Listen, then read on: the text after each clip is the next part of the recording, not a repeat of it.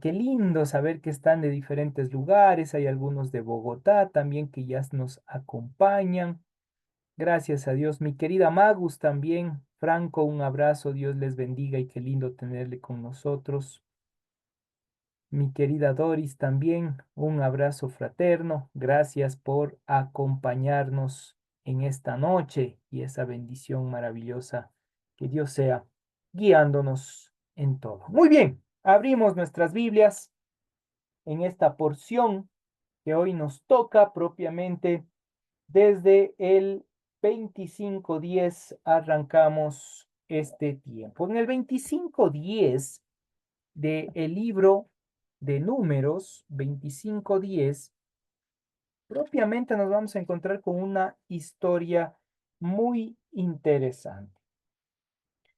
Dice que entonces Yahvé habló a Moisés diciendo: Finés, hijo de Eleazar, hijo del sacerdote Aarón, ha hecho apartar mi furor de los hijos de Israel, llevando de celo entre ellos, por lo cual yo no he consumido en mi celo a los hijos de Israel. Ahí aparece un nombre, una persona, Finés. Oiga, es interesante cómo va a ir trabajando el texto en este ámbito. Es bonito ir comprendiendo cómo nos va a llevar el análisis a comprender justamente esta línea. La parashá tiene un nombre que es Pinjas, ¿sí? Que comienza inmediatamente después de ese proceso de inmoralidad que el pueblo de Israel literalmente desarrolló cuando se fue con las mujeres de los otros pueblos gentiles y fornicaron, dice el texto capítulo 25, verso del 1 y siguientes. Y ahí, en medio de ese pecado, en medio de esa inmoralidad, a pesar de todo, eh, hay una persona que se levanta.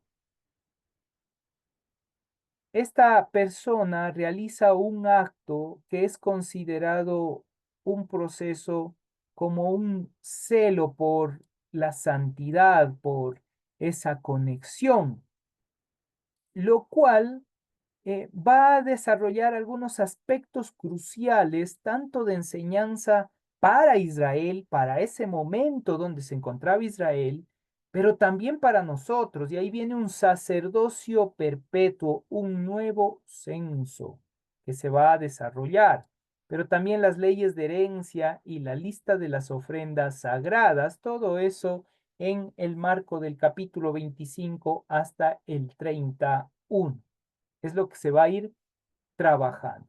¿Cuál es el tema central propiamente? Es esa meditación sobre el celo por la santidad, por la continuidad de la nación de Israel y esa adoración constante hacia Dios.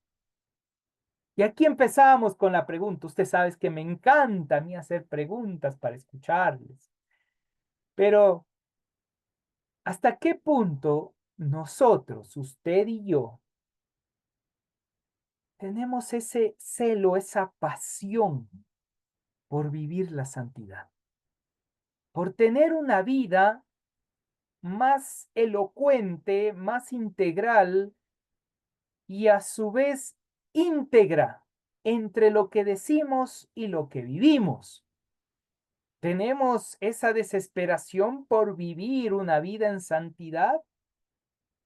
¿Tener esa desesperación por vivir esa relación plena con nuestro Dios en una conexión única? ¿O literalmente nos da igual? ¿Qué es y cómo nosotros estamos viviendo esa pasión por la santidad? Ahora explico. ¿Qué es la santidad? La santidad del término hebreo es kadosh. Kadosh se traduce como santo. Y este término, kadosh, como tal, significa ser cubierto, o permitirse cubrir de la presencia de Dios. Ese es el término kadosh.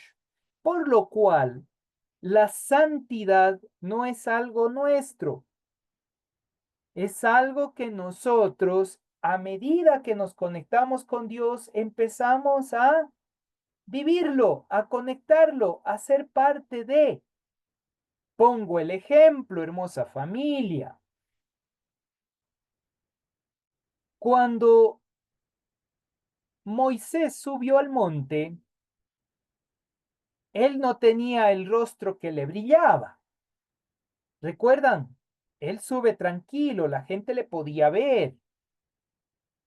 Pero cuando mira la silueta de Dios, su rostro empieza a brillar y él baja con un brillo especial, con una luz especial en su rostro, al punto que le dijeron, cúbrete. ¿Eso era algo de Moisés, de Moshe? ¿O es el reflejo, la acción de lo divino en esa conexión con Moisés? Pueden escribir ahí en el chat para irles leyendo a medida que vamos avanzando. ¿Qué era? Esa acción, eso que se manifestó en ese momento, no pertenecía a Moisés, pero al conectarse con Dios, Moisés empieza a brillar su rostro. Oiga, qué hermoso. La santidad es similar, no le pertenece a usted. Usted no es santo por su fuerza, por su esfuerzo. Usted es santo porque se acerca al santo de santos. Es decir, porque usted empieza a conectarse con Él, empieza a tener esa relación con Él, empieza a vivir conforme a su voluntad y sus principios. Y en el momento que usted vive de esa manera, usted empieza a reflejar la santidad de Dios. Por eso el texto dice, sean santo como yo soy santo. No es algo que usted puede lograrlo con la fuerza, es algo que puede lograrlo en conexión. Más se conecta con Dios, más empieza a vivir relacionado con Dios, más vive esa intimidad con Dios, más se manifiesta la santidad de Dios en sus vidas. ¿Me explico? Es el reflejo divino. Muy bien, mi querida Luli. Bienvenida desde el austro ecuatoriano, está con nosotros.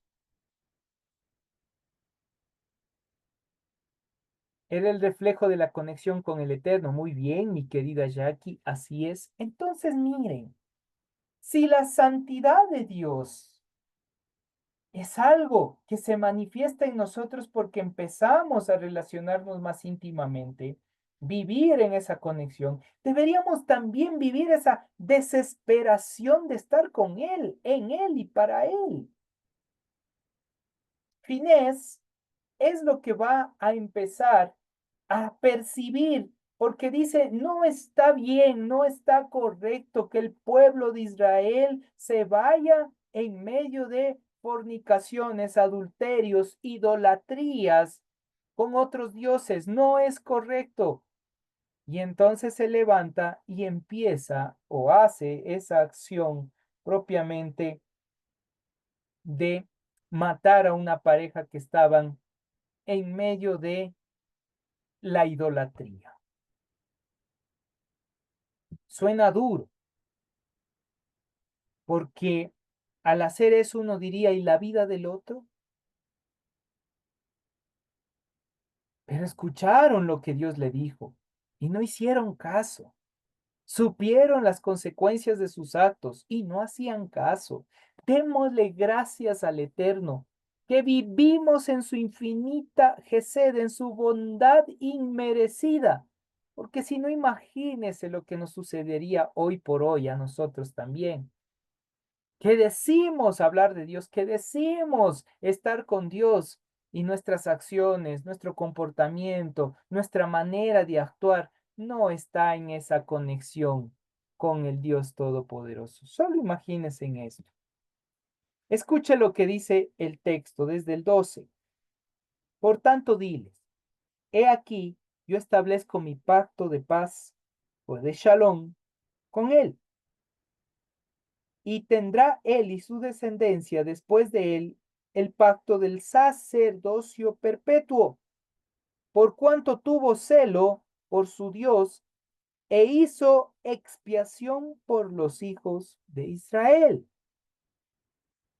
Esa acción que va a hacer Finés no solamente le salvó la vida a él, sino que también sirvió como una acción de redención para Israel, porque aquí hay un ejemplo de redención por la acción de uno. Y eso es lo que vamos a ver más adelante en el Brit Hadashah, en el Nuevo Testamento, cuando por uno todos fuimos rescatados. Y continúa el texto diciendo, y el nombre del varón que fue muerto con la madianita era Simri, hija de Salú, jefe de una familia de la tribu de Simeón. Y el nombre de la mujer madianita muerta era Cosbi, hija de Sur, príncipe de pueblos, padre de familia en Madián. Y Yahvé habló a Moisés diciendo, hostigad a los madianitas y heridlos, por cuanto ellos os afligieron a vosotros con sus ardides con que os han engañado en lo tocante a Baal peor, y en lo tocante a Cosbi, hija del príncipe de Madián, su hermana, la cual fue muerta el día de la mortandad por causa de Baal peor. ¿Qué es lo que sucedió? Estaban en este caso Simri y Cosbi adulterando y a la vez, entre comillas, pronunciando el nombre de Dios. En este caso a Fines le entra el celo y dice, ¿cómo es posible que alguien que está en pecado de esta manera, en adulterio, en idolatría, y sigue pronunciando, entre comillas, está adorando al Dios Todopoderoso? Esto es inaudito, blasfemo. Y agarra una espada, una lanza y a los dos, como decir, les traspasa. Esa es la historia, esa es la realidad. Y eso es la causa que dice el Señor. Ese celo de Fines trajo restauración a Israel y no murieron todos. Es algo muy bonito ir entendiendo que usted y yo deberíamos, usted y yo, tener una conexión mucho más profunda con ese Dios todopoderoso, al punto de tener ese celo de vivir la santidad. El acto de Pinjas de detener esa plaga al ejecutar a Simri y a Cosbi es representado por Dios en el sacerdocio perpetuo. ¿Qué quiere decir sacerdocio perpetuo? Primero, sacerdote tiene que ver con Cohen. Perpetuo es Olam, Olam Cohen, un sacerdote por siempre. Pero ¿qué significado tiene? El sacerdocio no tiene que ver solo en el ámbito religioso. Ya lo hemos explicado. La línea sacerdotal tiene 4 puntos que hay que entenderlo. Número 1, el cuidado integral emocional en cuanto a la familia. Número 2, el cuidado psicológico. Número 3, el cuidado físico. Y número 4, el cuidado espiritual. ¿Qué está diciendo con sacerdocio perpetuo? Está diciendo que a partir de ahora tú representas esa acción divina en todos los que están alrededor. Imagínese su conexión con Dios, su relación en santidad, ese momento pleno con el Señor. Ahora usted representa, usted, no yo, usted representa al mismo Dios haciendo su obra a través de usted como luz en medio de las tinieblas. Increíble. O sea que usted es reflejo de Dios en lo que hace. Sí, eso se llama co-creadores. Somos reflejo en todo lo que hacemos de la acción divina. Pregunto, ¿realmente estamos siendo reflejo de la acción divina en todos nuestros actos? En algunitos quizás, dice. Pero imagínese este nivel, y esto es lo que me encanta en esta línea. Imagínese que Dios le da la oportunidad de un sacerdocio perpetuo a usted para que refleje la acción divina en este mundo. ¡Qué responsabilidad! Pero a la vez, qué privilegio más hermoso. Ser representantes de Dios aquí en la tierra. Esto David lo va a tomar con la siguiente frase. Somos dioses. ¿Se ha visto eso en el Salmo? E incluso el Mesías va a hacer referencia a eso y otros pasajes haciendo alusión de esa acción. Pero entiéndase en este punto, somos reflejos de lo divino. Y ese Elohim significa esa presencia, esa energía, esa manifestación de lo divino al mundo. O sea que nosotros estamos siendo canales de bendición para este mundo. Nosotros estamos siendo canales de bendición para este mundo. Oiga, qué importante es entender que usted y yo somos canales de bendición para este mundo. Somos ese canal que refleja la conexión con el Eterno, igual que Moisés, igual que los profetas. ¿Me explico?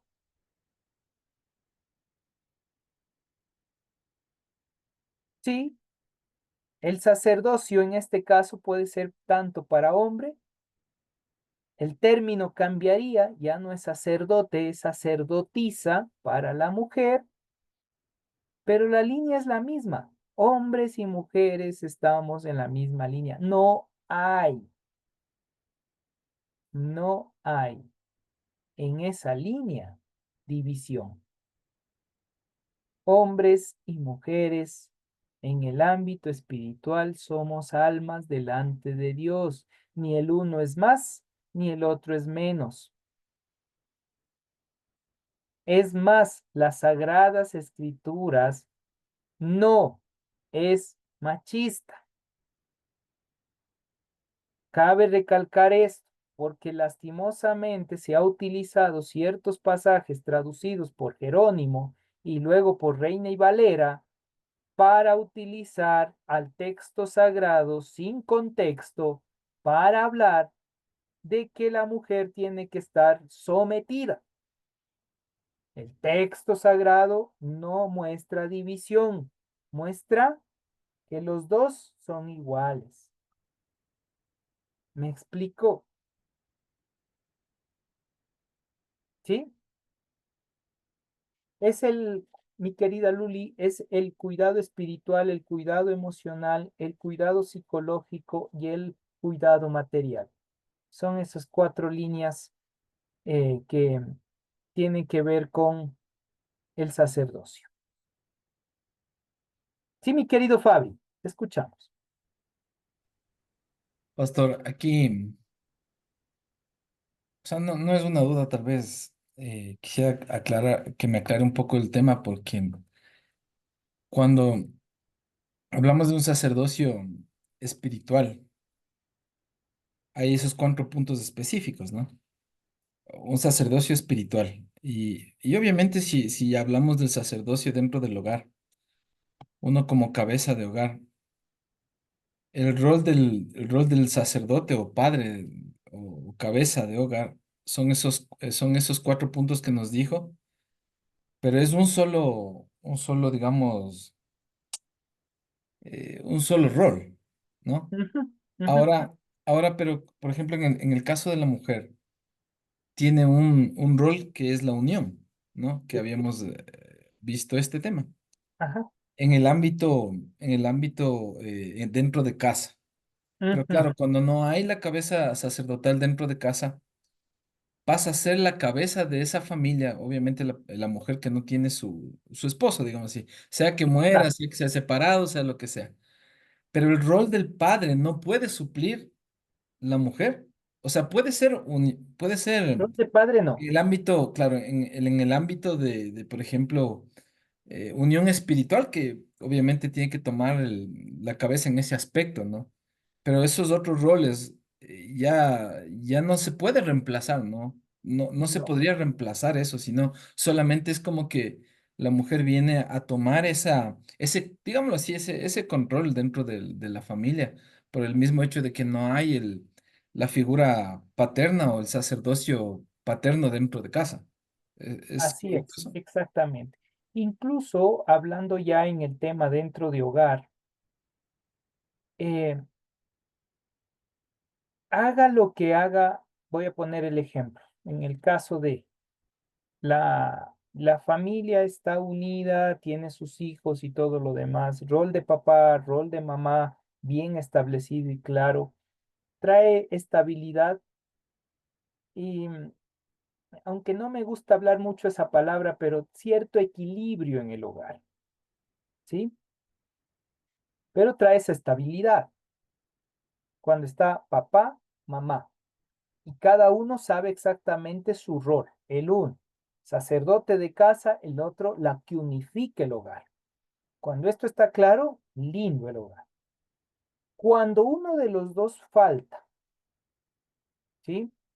Uno de los dos falta. Hablemos que el padre falta. La madre no suple, no suple, así se esfuerce. No, no puede suplir. No porque no quiera, no puede, porque no es su naturaleza. Suplir el rol paterno, hablando en esa línea. No puede suplir. Desea, anhela. Y es por eso que incluso se escucha, soy padre y madre para estos. No, padre no puede ser, porque ese rol, esa acción, ese temperamento que está presente ahí de padre, ese temple, los hijos miran la gran diferencia al estar papá presente y al no estar papá presente. Misma situación, un padre cuya esposa, sea que no esté por fallecimiento porque se fue, quedan los hijos con él, ese hombre no podrá suplir por más que haga el rol materno. No va a poder suplir. Así se esfuerce, así haga lo que haga, porque eso está claramente establecido. Y eso es algo psicoemocional que por más que el ser humano intente suplir esas falencias, no se puede. Lo que necesitan es trabajar juntos para poder en algo amortiguar la ausencia y poder ir trabajando emocionalmente para que esa ausencia no nos afecte psicoemocionalmente y después traiga algún trauma. Pero de que papá va a suplir el rol materno, imposible. O mamá vaya a suplir el rol paterno, imposible. No se puede, no es natural, va en contra de la natura, dicho de otra manera. Podemos amortiguar, pero hasta ahí, ¿sí? Es más, en los Estados Unidos hicieron toda una investigación en este ámbito y fue interesante que las estadísticas mostraron que 3 de cada 5 niñas, 3 de cada 5 que viven en un hogar donde papá no está presente, han sido violadas antes de los 15 años o han tenido intimidad propiamente, pero por acción de violación. Esto es interesante porque 3 de cada 5 es altísimo por el solo hecho de que no está papá. Y en los hogares donde está papá, literalmente baja las estadísticas a 1 de cada 5. Ahora voy al otro lado. En el caso de la ausencia de mamá,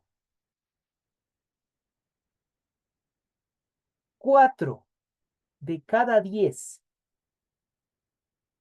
chicos o chicas, 4 de cada 10 en los Estados Unidos, que no esté presente mamá, sufren o tienen tendencia a esquizofrenia.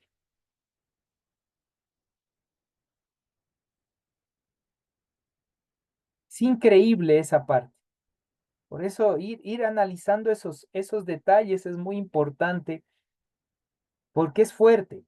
Y al entender eso, claro, el padre es más rígido, tú haces esto, le tiene casi como línea de ejército y todo lo demás, y llega mamá, dice, no, mijito, tranquilo, venga, venga.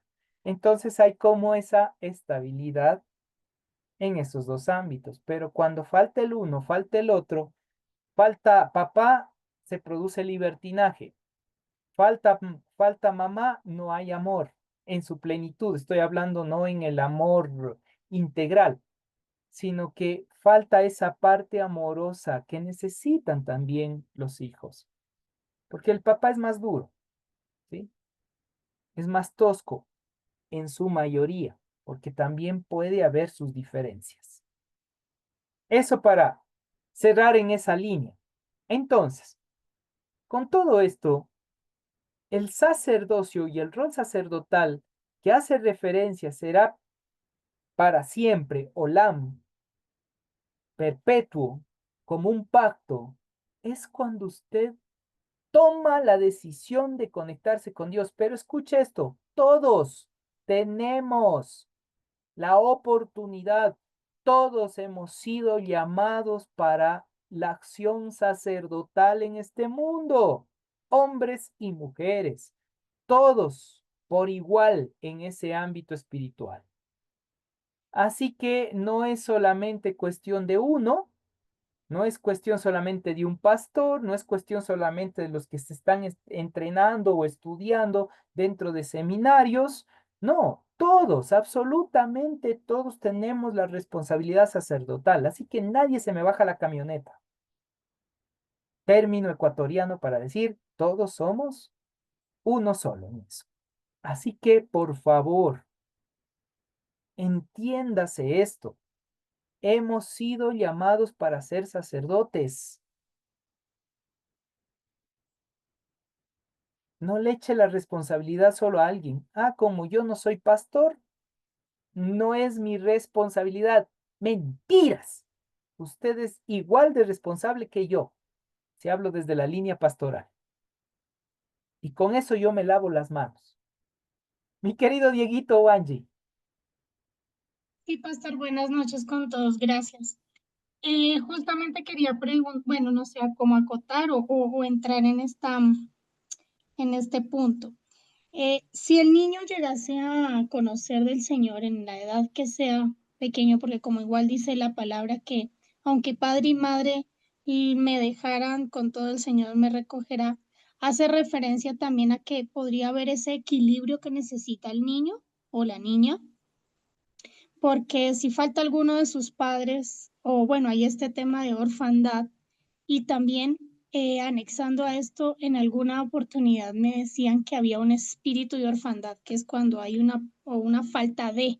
Entonces quisiera tener como un poco más claro este punto. Si me puede ayudar, gracias. mi querida Angie, muchas gracias. Lastimosamente, esa es una causa-efecto del mal proceder de algunos padres. En algunos de los casos, abandonan a sus hijos. Ya con el hecho del abandono, ese niño está creciendo con una de las 7 heridas más profundas que existe en el ser humano, que es el rechazo y el abandono. Ahí están 2 de las 7. Este rechazo y este abandono propiamente va a producir que el niño ya desde pequeño tenga una inestabilidad emocional seria. Y es por eso que si las personas que trabajan con este tipo de niños no empiezan a crear cierta acción restauradora en estos niños, literalmente ellos pueden incluso volverse asociales o antisociales, porque ya vienen con traumas, ya están creciendo con un problema emocional.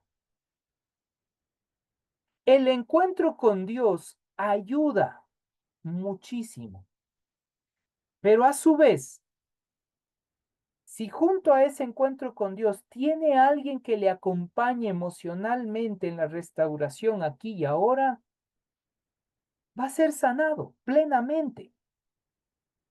Caso contrario, sí, amortiguará muchísimo ese conflicto emocional, pero si no hay esa restauración, ese perdón, esa línea de superación en el abandono, en el rechazo que sufrió de niño, puede repetir el patrón más adelante y esto puede traer diferentes causas. Uno, puede ser más frío que una piedra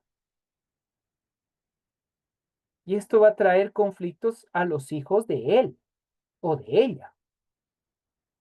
O número dos, puede volverse codependiente o dependiente, lo cual puede producir que no le permita al hijo que salga a ninguna parte porque eres mío. Entonces, eso, a pesar de que busque de Dios, esté con el Señor, vaya a la iglesia, si no hay una restauración plena, que ahí sí ya depende de la persona y su conexión con lo divino, si no hay esa conexión plena de restauración y transformación, lastimosamente, esa patología va a estar presente y puede traer consecuencias a los hijos o incluso a la esposa o al esposo. ¿Por qué? Porque puede desarrollarse un tipo de celo, pero no el celo de fines. No del celo que estamos hablando, sino del celo patológico. Tú eres mío, me perteneces. Y es tanto la inseguridad que literalmente puede incluso terminar matando a la otra persona por esa línea, porque se vuelve un celópata. Entonces, como ustedes ven y acaban de escuchar, estas heridas de la niñez pueden hacer un impacto fuerte cuando crecen. Por eso hay que trabajar mucho y con mucha sabiduría. Y por ahí creo que está mi querida Jackie, que ella trabaja con los niños de casa hogar. Hay que ser muy cuidadosos porque ellos ya están con heridas, dolor y literalmente se percibe el rechazo que ellos tienen a las personas y el dolor que traen consigo. Entonces, ese cuidado hay que hacer. Sí, el encuentro con Dios va a ayudar muchísimo, pero va a depender mucho también de esa persona, hasta qué punto va a permitir ser restaurado su parte emocional. Perdón que no te dé una respuesta directa y puntual, mi querida Angie, pero es el camino. Gracias, pastor. Continuamos. Entonces, dicho todo esto, nosotros podemos ver que la respuesta divina a esa acción le lleva a Pinjas, que es conocido, o Fineas, le lleva a ser presentado como un héroe en medio de todo, por una expiación. El pacto de paz llamado Brit Shalom contrasta ese acto violento que ocurrió en ese momento con el fin verdadero de la armonía. Y aquí hay un misterio, y el misterio es difícil de resolver, familia, para nuestras mentes finitas. Y el misterio es cómo un Dios, hacemos referencia que es puro amor, permite, dirían muchos, que en este caso otra persona, Finés, le quite la vida al otro. ¿No es la misma acción de Caín y Abel? Es complejo. Y para colmo, Dios le bendice y a través de eso hay un acto de shalom, de restauración. Lo que dicen los sabios en ese ámbito es que la intención del corazón que tuvo Finés, literalmente, esa acción de la intención del corazón, no sé si por defensa o algo lo digan en ese ámbito, es que su intención nunca fue matarlos, pero en el momento del acto, la reacción del otro produjo la muerte. Y esto es lo que se manifiesta en el texto. A pesar de ello, podemos nosotros ir entendiendo que hay una continuidad e Israel sigue adelante por esa acción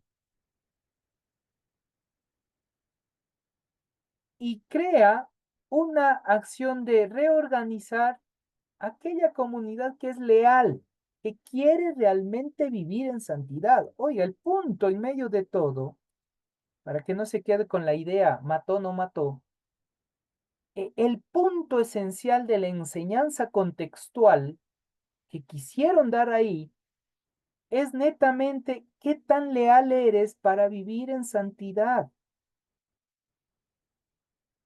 ¿Qué tan leales somos a Dios para vivir una vida en santidad? Es como decir, ¿qué tan santo fue usted hoy día?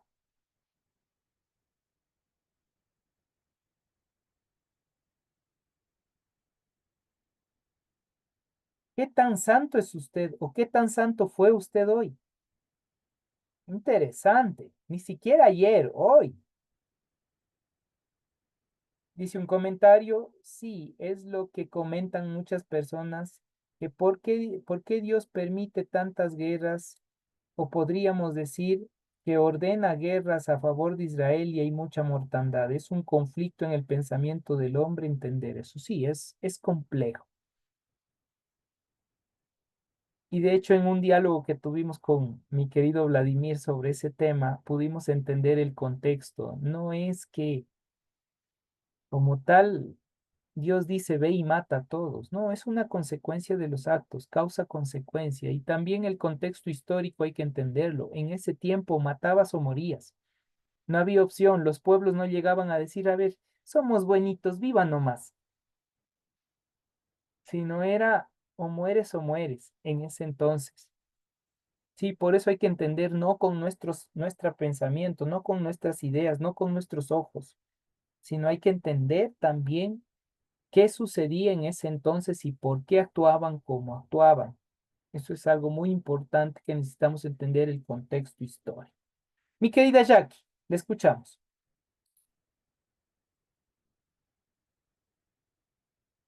Buenas noches, hermanos. Buenas Pues noches.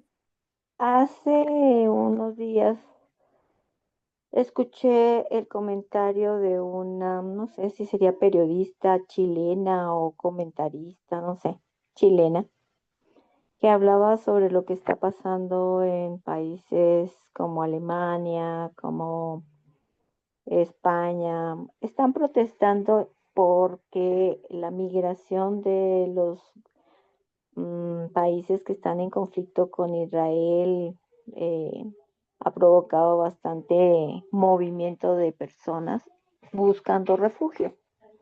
Y entonces hablaba esta señora chilena de que se escudan buscando refugio y los gobiernos como España, como Alemania y los países por ahí cercanos les dan el asilo, como quien dice, asilo político por el conflicto armado de Gaza, de Israel con los países que le atacan.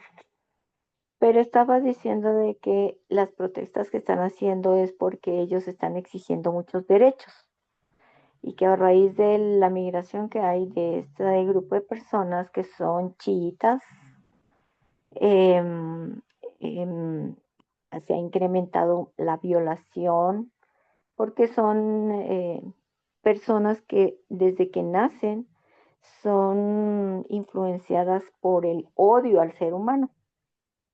Entonces estaban protestando precisamente por eso de que ya los gobiernos ya no, con las leyes de protección a estas personas, que ya no permitan más ingresos porque se ve afectada las sociedades de estos países. Entonces, en cuanto a esto de que vemos la consecuencia de el odio con el que estos pueblos que nos narra la palabra de Dios crecieron y se multiplicó a través de las generaciones, el resentimiento, la falta de perdón, el odio, daña a las sociedades hasta hoy en día. Entonces, causa-efecto, estamos hablando de causa-efecto. ¿Qué sucedería entonces? ¿Qué Dios va a permitir si es que el corazón de este grupo de personas, de este sector, de, de estos pueblos, tienen ese propósito? Dicen que, por ejemplo, en vez de ayudarle a mejorar a la sociedad de Palestina, no se preocupan por darle lo que necesitan los niños, lo que necesitan las madres, porque tampoco no hay respeto por la mujer. La mujer es como un objeto, las violan, pero se centran en criar a los niños con ese sentimiento de odio y los utilizan como guerreros para combatir. Entonces, ¿cuál sería, cómo sería que nosotros pudiéramos actuar conforme a lo que ahorita estamos hablando de ser luz para este tipo de situaciones? Es una muy buena pregunta, mi querida Jackie. Y no es fácil de responder porque nosotros no estamos ahí, no estamos viviendo esa realidad. Es muy diferente estar en esa realidad que mirar las cosas desde lejos. Porque desde lejos es fácil decir, bueno, yo iría y les hablaría del amor de Dios. Pero párate ahí y sepas que vas a morir o ser torturado. Esa es otra cosa. Estar ya ahí donde realmente las cosas suceden, es por eso que se desarrolla la causa-efecto. Causa-efecto no como el sentido que quieren enseñar en yoga o en otras líneas, sino es el sentido de tú haces algo y viene una consecuencia. Y tu forma de entender, la forma de actuar ya es una consecuencia. Pongo el ejemplo. Estamos a pocos días de elecciones para lo que es esta consulta popular. Lo que decidamos ahí será lo que nos viene más adelante. Pero ¿qué es lo que va a suceder? En muchos de los casos van a decir, no, es que el gobierno hizo esto, el gobierno hizo aquello, pero usted le da permiso para una cosa u otra. Entonces hay que tomar con mucha sabiduría esto, porque va a haber una consecuencia y después vamos a echar la culpa. Ay, Dios, ¿por qué permites esto? Oiga, si usted decidió. ¿O por qué no permites esto? Oiga, usted tomó una decisión en eso y por eso se da o no se da. ¿Me explico? Y eso va a suceder en todos los aspectos, en todos los sentidos. Sin embargo, hay una profecía que no va a desaparecer de Israel por causa de David. Y todavía seguirá las consecuencias ahí. Sí, al punto o hasta que no abran sus ojos y el entendimiento para comprender la acción mesiánica. Hasta entonces, la espada no se retirará de la casa de Israel. Es la profecía que da Natán a David. Y es lo que se ha mantenido hasta la fecha y continuará. Entonces, incluso cuando vemos esta guerra interna que se desarrolla y ahí entre palestinos, israelitas y todo lo demás, hay que entender que hay grupos. Dentro de ese grupo, el grupo Hamás. Y no es fácil.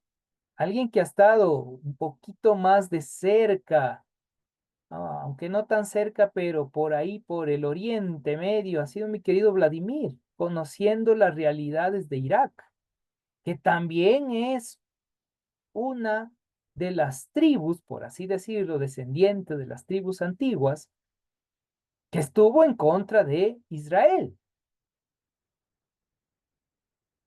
Entonces, mirar la realidad y quizás Vladimir observando la realidad allá en Irak puede darse cuenta que acá estamos en una vida tranquila, estamos más en paz, somos gente diferente. Bien o mal, la acción de la evangelización en Latinoamérica permitió que no seamos tan crueles y tan duros de corazón, independientemente. Es decir, hubo la oportunidad, porque casi la mayor parte de Latinoamérica fue obligada en la evangelización a través del catolicismo, y en su mayoría escuchó ese mensaje redentor. Y aunque nos llamen tercer mundo y todo lo demás, independientemente de esa línea, hay más respeto a las leyes y más temor a las consecuencias. Algo que en Medio Oriente es diferente. Cada quien tiene y dice, esto es la ley, esta es la normativa, se hace lo que yo digo hasta que yo muera. Y es por eso que vamos a ver que los regímenes que aún se desarrollan ahí literalmente son posesivos, no democráticos. Y aún Israel tiene un primer ministro. Si tiene un primer ministro y no tiene un presidente, eso indica que todavía hay la idea de un rey, porque ese es el fundamento sociopolítico. Bajo esas directrices, podríamos decir, ¿cómo nosotros ser luz? La única manera desde nuestras trincheras, a menos que nosotros seamos llamados para ser misioneros, ese es otro tema. Desde nuestra trinchera es la oración y ser luz para nuestros hogares, porque es la manera de hacer la mayor protesta en contra de aquellos que están en contra de Dios. Demostrarle que nuestra vivencia y nuestra experiencia en relación con Dios, en esa vida en santidad, sí trae una restauración, renovación y es trascendente a la realidad ideológica actual.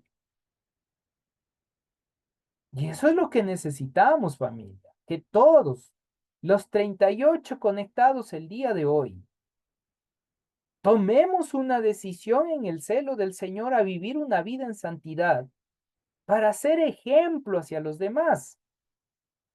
Imagínense, siendo ejemplos dentro de nuestro hogar, dentro de nuestra familia, obviamente ya no hay el din, ya no me regresa ese juicio directo por mi actuar, sino que al contrario, hay bendición y al ser de bendición yo puedo ser de bendición para otras personas. Oye, eso es increíble. Pero en vez de tomar esa decisión de vivir para Dios, seguimos viviendo para nosotros mismos. Y esa consecuencia se va a manifestar constantemente en cada uno de nosotros. Por eso, en la última sección, capítulo 28 al 29, empieza todo un proceso de corbán, presentar una ofrenda diaria delante del Señor como un proceso transformador y restaurador. De tal manera que ese corbán, es decir, el presentarse como sacrificio, pueda y traiga restauración propiamente a las familias de Israel. Es decir, que aún yo presentándome como corbán, no presentando a mi padre y decirle este es corbán para Yahvé, dice el Nuevo Testamento. No, no, yo me presento como ese sacrificio vivo. Yo me presento como el sacrificio redentor, ahí delante del Señor y digo, papá, yo tomo la responsabilidad de vivir en santidad. ¿Me va a costar? Sí. Solo les dejo con esto antes de abrirle el micrófono a mi querido Vladimir.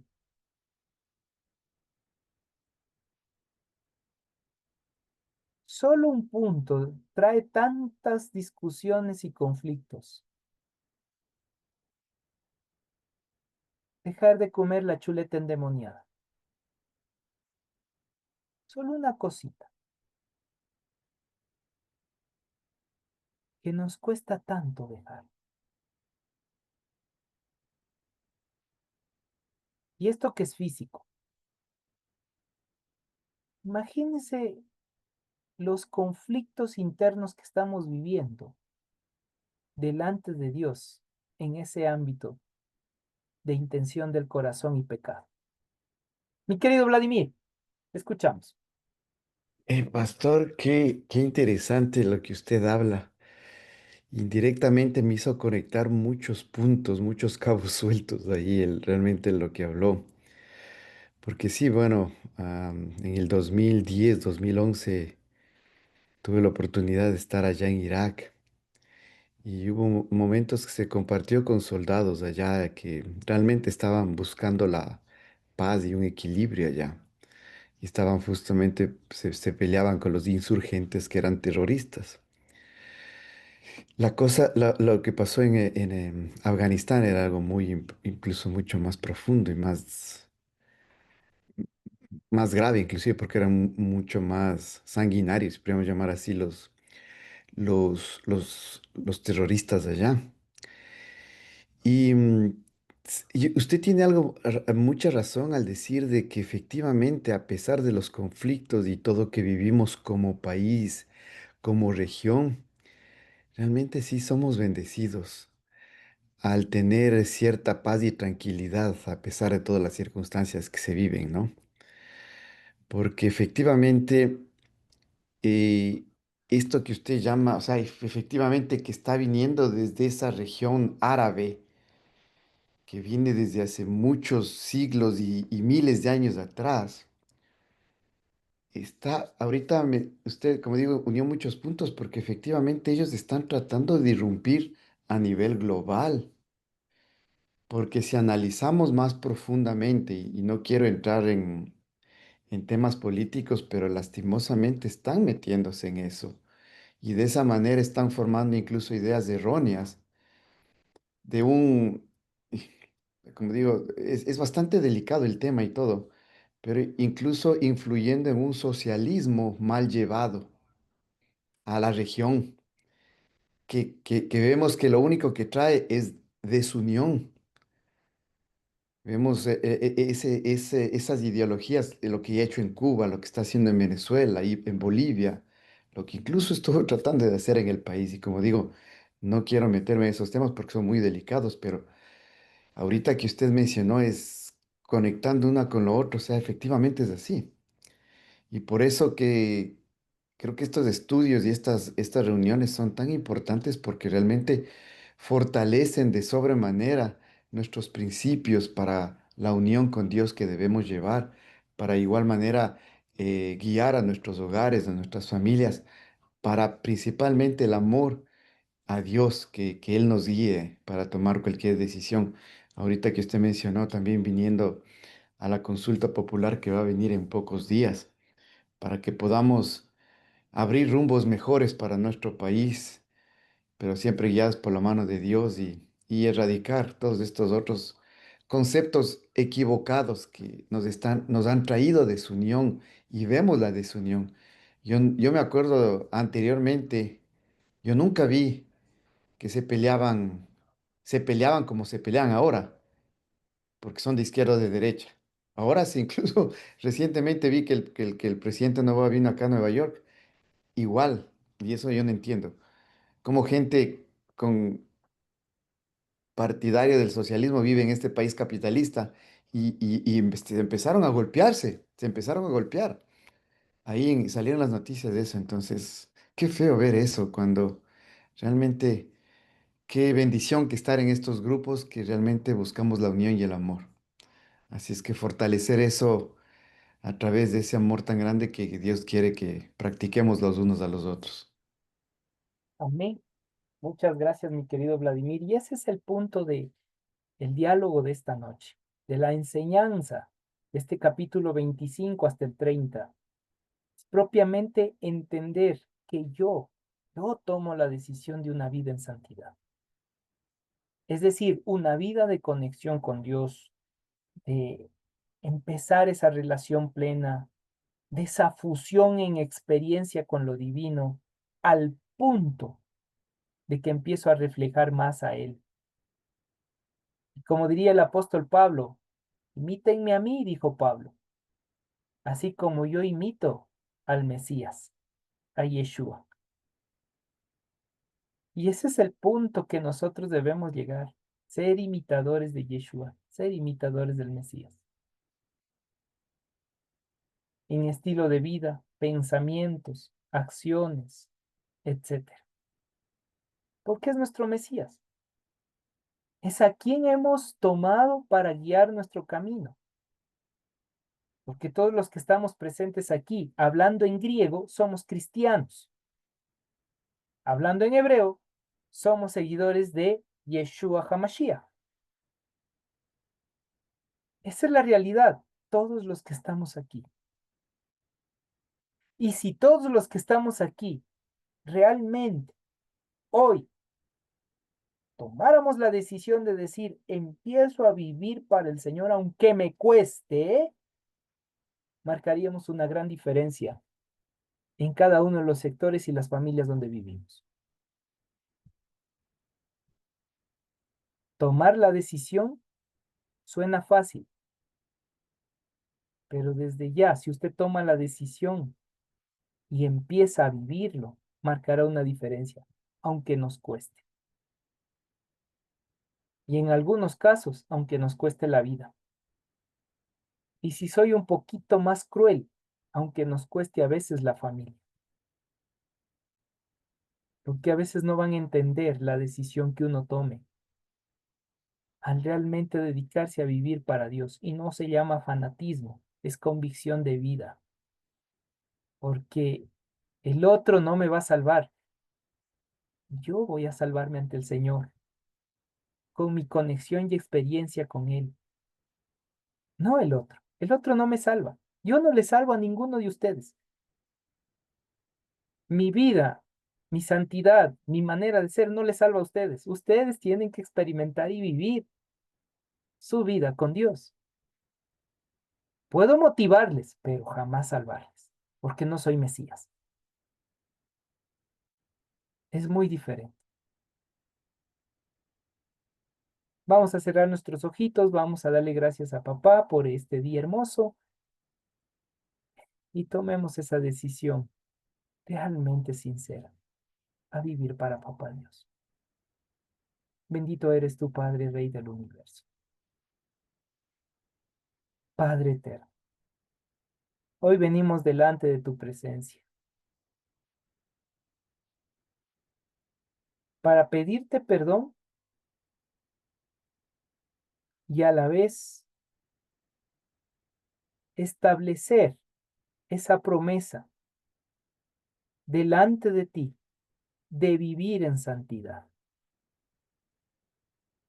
Sé que me va a costar mucho, me va a costar lágrimas. Gente a mi alrededor incluso se pondrá en contra mía, incluso mi propia familia.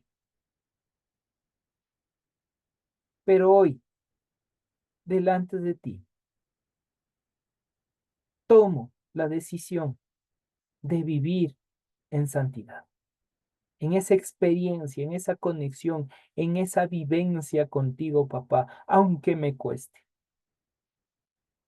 Sé que fallaré en el camino, pero te pido, ayúdame a levantarme, ayúdame a restaurar y seguir adelante. Cada vez que venga la tentación, poder confiar en ti y salir más que victorioso. Necesito de ti, mi Dios. Necesito de ti para vivir en esa santidad que tú demandas. Y que todo lo que haga, todo lo que realice, sea para poner tu nombre en alto. Yahweh, ese Dios todopoderoso. En los méritos de Yeshua HaMashiach.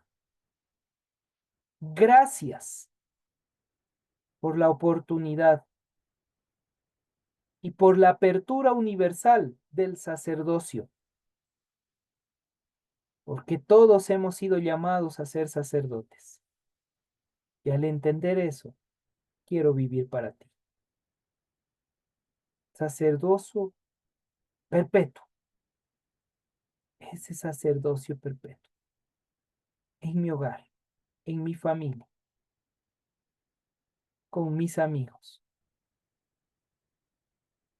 Bendito eres tu papá, Rey del universo.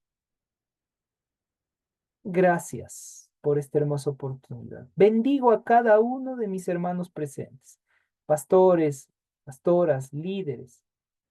Gracias por sus vidas. Personas que están en una iglesia, permíteles que puedan servir y desarrollar también su sacerdocio dentro de las iglesias. Pero que tomen esa decisión de realmente hacer lo que tienen que hacer. Gracias por sus vidas. Los bendigo en tu nombre y te pido, protégelos, porque no es fácil. Y más aún cuando recién se inicia, es muy complejo, muy difícil. Porque en muchos casos incluso uno se siente solo. Pareciera que nadie alrededor entiende lo que uno está pasando y viviendo. La pareja se pone en contra, los hijos se ponen en contra, los padres se ponen en contra. Todos cuando queremos vivir en santidad y queremos vivir para ti, mi Dios. Por eso hoy te pido, trae bálsamo, tranquilidad a esos corazones que han tomado esa decisión y van a empezar a vivir, porque van a pasar momentos de prueba muy duros. Pero tú estás con nosotros. Y somos una familia en ti. Y por eso, como familia, nos ayudamos mutuamente. Bendigo la vida de cada uno. Y te pido, mi Dios, poder motivar a los demás en santidad, en conexión contigo, en experiencia contigo, papá. Haz tu voluntad en nuestras vidas.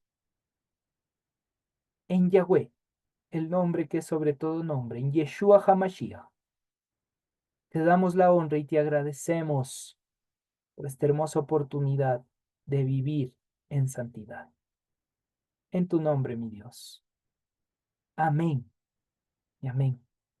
Que el Señor les bendiga grandemente. Abrimos las cámaras para tomar la foto oficial y vernos así bien guapos. Perdón, pastor, algo que quería acotar.